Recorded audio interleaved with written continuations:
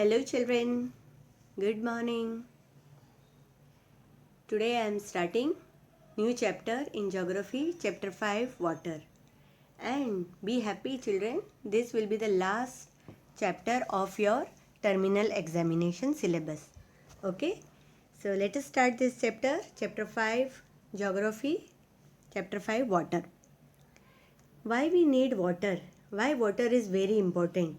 Why we need water for the environment, right? You all know importance of the water. Water for the environment underpins range of activities and outcomes throughout the state. Healthy rivers carry water to homes, farms, schools, businesses. Along the way, they nourish entire ecosystem and provide important habitat for native plants and animals. You all know the various bodies of the water. River, creeks, wetland are the life food for the all the natural surrounding. They make towns more livable and provide a place to relax, unwind and reconnect with nature. For Aboriginal people, healthy rivers are essential to spiritual, culture and physical well-being. Here you can see here when you think of water, water images come to your mind. Which type of images will come to your mind? You think of river, you think of waterfall, the pitter patter of raindrops, water in your tap. So there are various sources of water. Children, children love to float paper boats in rain puddles, right? You must have also did it. By noon, the puddle vanish. So, have you ever think of it that where does the water go? So, in this chapter, you will learn about not only the importance of water, but various activities of water, right? How water changes its form, what are the ocean currents, tides, and waves, and how they are helpful for the environment, helpful for the human. The sun's heat causes evaporation of water into vapor. Right? You all know, you understand this phenomenon. Sun's heat causes evaporation of water into vapor. After this lesson explanation, I will attach a video. This video is very nicely showing all these activities of water cycle in very detailed manner. So you will learn step by step. When the water vapor cools down, it condenses and forms clouds. From there, it may fall on the land or sea in the form of rain, snow, or sometimes sleet. So, this is the process of water cycle. You understood? The sun's heat first process is evaporation. The sun's heat causes evaporation. Water heat up and then it convert into vapor. When the water vapor cools, when it convert into water vapor, it will very light and it will go up. When will it go up? It join with the dust particles and other things and it cool down and it form clouds. From there it may fall on land or sea on different earth's surfaces platform in the form of rain, snow, sleet. Then means that is called precipitation and then it will run off. So there are four important stages in water cycle: evaporation, condensation, precipitation. These three are important, these three are main, and fourth one we can add as a runoff. All this water run off to again sea, ocean, then again that process will continue. So now you understand, this is very important definition of water cycle. Please underline it in your textbook. The process by which water continually changes its form and circulates between oceans, atmosphere and land. In that previous paragraph I explained the water cycle. It is a continuous process. It is not only a one for one day, one time, once in a month. It is a continuous process. The process by which water continually changes its form and circulates between ocean, atmosphere, land. Right? It is continuous process and circulate amongst all these things. This is called water cycle. Right, here you can see a very nice diagram also. This diagram you have to draw in your classwork. Water cycle, explanation of water cycle through diagram. Okay. Next paragraph. Our earth is like a terrarium. The same water that exists centuries ago still exists today. Now first let me explain you terrarium. Terrarium, it is, you can see here in yellow box. Can you see it? Yeah. It is an artificial enclosure for keeping small house plant. Right? We are keeping our small plants in this type of jar. Right? So that is also like we can say like earth. Right? Here you can see as activity also. You can make your own terrarium also. Fill 1/4 of big jar with soil and press it well, right? As we are planting small plants in a pots and all. Here you can do same thing in a glass jar. Put a thin layer of humus on top of it. Plant the largest plants first and then arrange. Right here they have plant small large plant. Once around them, spray the arrangement with water and close the jar. The water that evaporates from the leaves and soil condenses and falls back in the form of a drop of water. So when this lid you put in, then there you will find droplets. So that is the condensation of water. When this water vapor will comes up, it will condense on this lid and then it will fall again. So it is a terrarium. Here, our earth is like a terrarium. The same water that exists centuries ago still exists today, right? We keep on telling that now water is scarce, water is very less, but why this scarcity we are feeling this scarcity? Because it changes its forms. Otherwise, quantity of water which was in ancient time, which was in medieval period, same quantity of water is there at present also. But due to so many different reasons, we are not getting it in required form. That's why we are facing the scarcity of water. Understood this? Very good. The water used to irrigate a field in Haryana may have flowed down Amazon river, right? In previous paragraph I explained you runoff, right? So after all the uses, excess water will run off towards the sea. Then again this water vapor will form. Water vapor will do traveling. It is not only that on the which earth it that water vapor form, it will fail again in the form of precipitation in the same earth. No, it travel long distance and it is a long time process. So maybe here they have given example that whatever water we are using in Haryana, maybe it flow down in Amazon river. From that it evaporated and it condensed, it formed clouds and it journeyed to India. Right? So it depends on the atmosphere, so many various factors. The major source of fresh water are rivers, ponds, springs and glacier. Keep in mind we are talking here about fresh water, sweet water. Major sources of fresh waters are river, pond, spring and glacier. Glacier, you remember I explained you in previous chapter. The ocean bodies and the sea contain salty water. Do you know why sea water is salty? The water of ocean is salty or saline as it contains large amount of dissolved salts. Right? When water passes through runoff, it dissolves so many different kinds of mineral salt in it. That's why sea water, ocean water it became salty. Now first again come to this page. Here I explain you this water cycle, but along with this water cycle process is given in this second paragraph, definition is given, but along with this definition and process of water cycle you must understand the importance of water cycle. Why water cycle is important for us, for nature, for environment? The water cycle on earth is essential to life on earth. In its three phases, water in the form of solid, water in the form of liquid and in the form of gas as water vapor.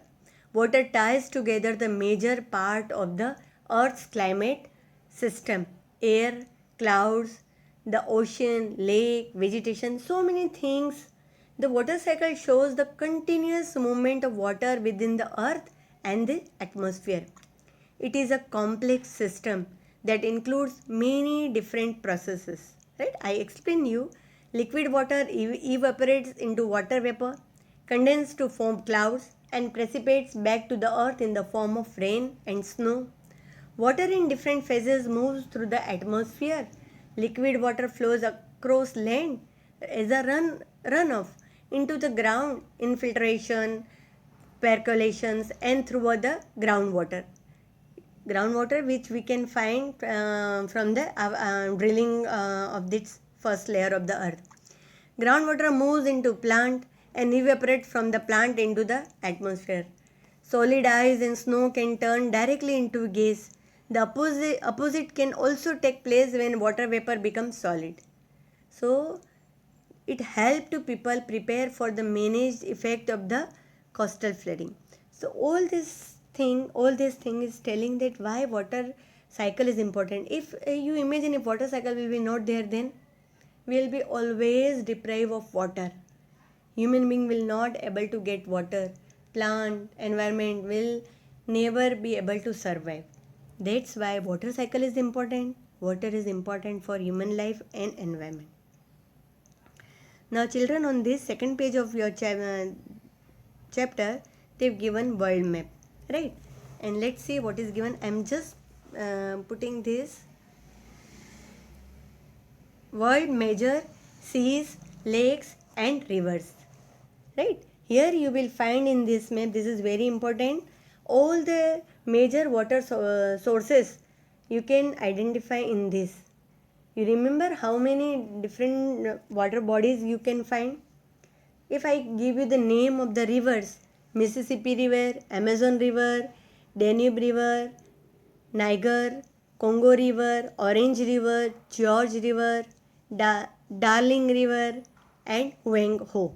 These are the major rivers on the earth. If we talk about lake, Great Bear Lake, Great Slave Lake, Lake Winnipeg, Lake Superior, Lake Huron, Lake Victoria.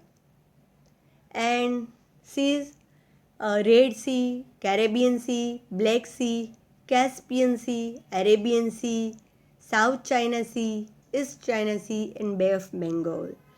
And do you notice which two sea covered this India, our country? Arabian Sea in Gujarat, Maharashtra side and at Bengal side Bay of Bengal, right? So these all are the water bodies you can see.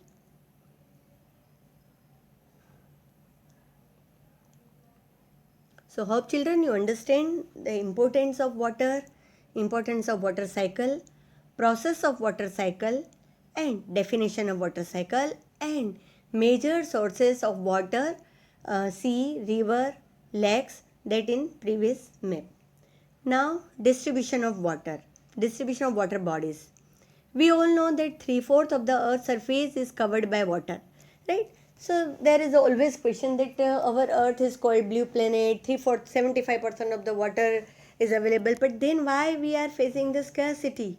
If there is more water than land on this earth, why do so many countries face water scarcity? Is all the water on earth available to us? That is the very important question. The following table gives the distribution of water in percentage, and then you come to know that what is the problem of water on earth. See, first important body of the water is, that is oceans. 97.3% of total water is saline water. We cannot directly use it. Ice caps 0.2, groundwater 0.68.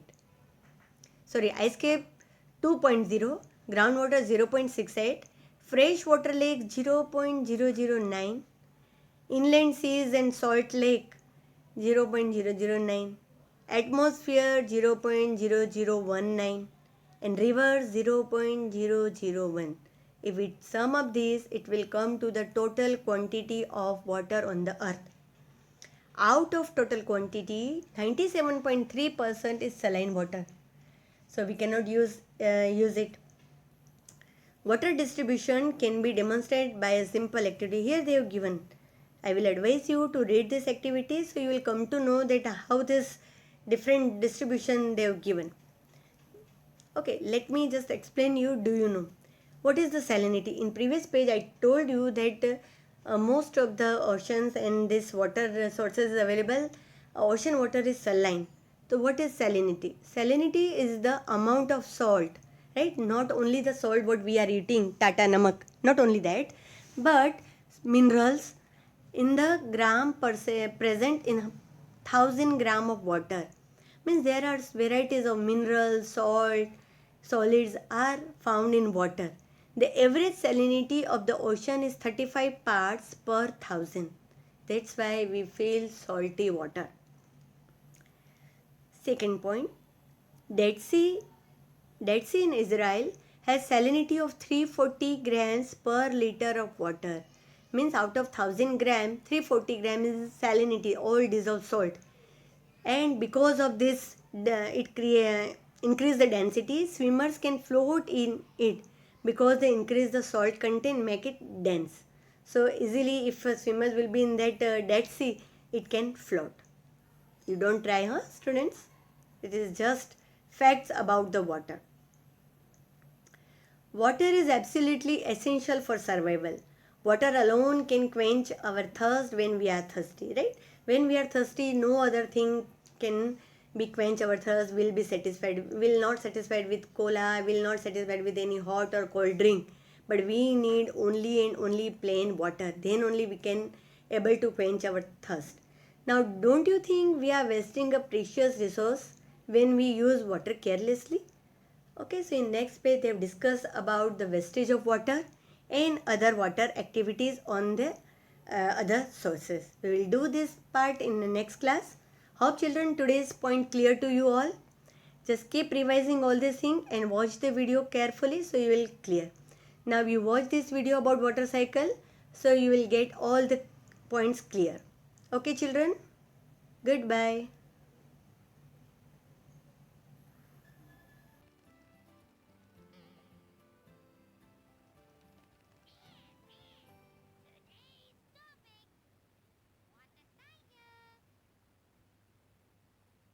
Wow, rain has started.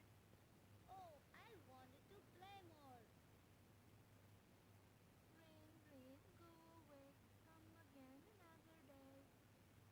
We want to play today. And now it has stopped. I don't understand how this water comes down. Is there a shower in the sky? Jimmy, there is no shower in the sky. You want to know how rain comes? Yes, yes. Let us see how it happens. Why have you brought the sun and a jug of water? Oh, I wanted to show you how rain happens. Oh, let's put a mark on the water level of the jug. Let's go home now, and later we will see what happens to the water in the jug. After 4 hours. Oh, water level has come down. Who has drunk it? Nobody has drunk it. It has become water vapor because of the sun's heat. It is called evaporation. Let's follow these vapors. When water turns into water vapor due to heat, it is called evaporation. Let me show you something.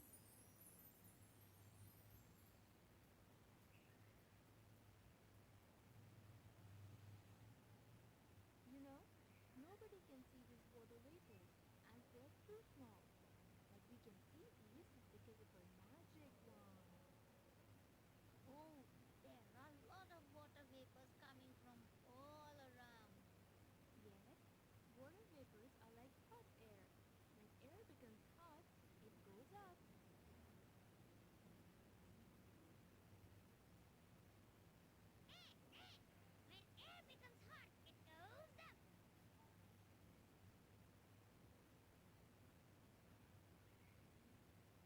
up.